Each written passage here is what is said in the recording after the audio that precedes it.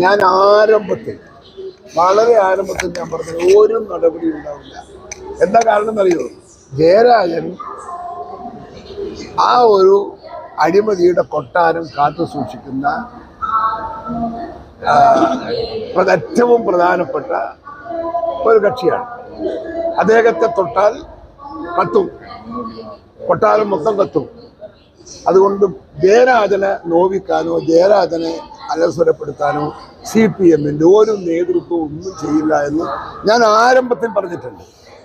എന്താ കണ്ടില്ല ഇന്നലെ സെഞ്ചുറി അടിച്ചുമ്പോൾ ക്രിക്കറ്റ് പ്ലെയർ പോകുന്ന പോലെയല്ലേ ജയരാജൻ പോയ? എന്തോ ഒരു മനസ്സമാധാനത്തിലാ ഒരാളെ പോക്ക് പറയും. അപ്പോ ഇതിപ്പോ അയാളെ തൊട്ടാൽ ഞാൻ പറഞ്ഞു പിണറായി വിജയൻ അടക്കം ആ തോട്ടി. ഏത് നിയമ നടപടി? നന്നായില്ലേ? എത്ര നല്ല ഉപദേശമാണ് കൊടുത്തത്. ചെയ്തോ പോരാ, കട്ടോ പോരാ, കൊള്ളയടിച്ചോ പോരാ, എന്നിട്ട് അതിനെതിരെ പറഞ്ഞ ആളുകൾക്കെതിരെ കേസ് കൊടുക്കണമെന്നാണ് ആ പാർട്ടി ആഫീസ് എന്ന് പറഞ്ഞു കൊടുത്ത ഉപദേശം. അതും കേട്ട് പോകുന്ന സന്തോഷവാനായ ചിത്രമാണ് ആ പത്രത്തിൽ കണ്ടത്. ഒരു ക്രിക്കറ്റ് പ്ലെയർ സെഞ്ചുറിയിൽ അടിച്ച പോകുന്ന പോക്കിലെ അതുപോലെ കൂടുതൽ നേതാക്കൾ ചർച്ച നടത്തിക്കണം. കൂടുതൽ നേതാക്കൾ ഇതിൻ്റെ അകത്ത് ഉണ്ടാകാനുള്ള സാധ്യതയുണ്ട്.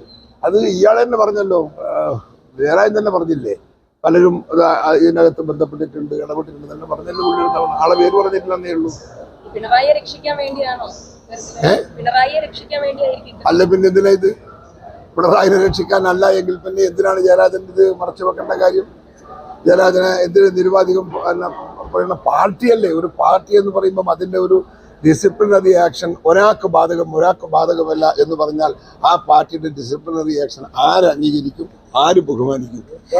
കഴിഞ്ഞ ദിവസം പറഞ്ഞത് ഈ വരും ദിവസങ്ങളിൽ കൂടുതൽ കാര്യങ്ങൾ ഇതുമായി ബന്ധപ്പെട്ട് പുറത്തുവരുന്ന അത് വരും. നാളെ പറയാം വരാനുള്ള സാധ്യതകളൊക്കെ ഉണ്ട്.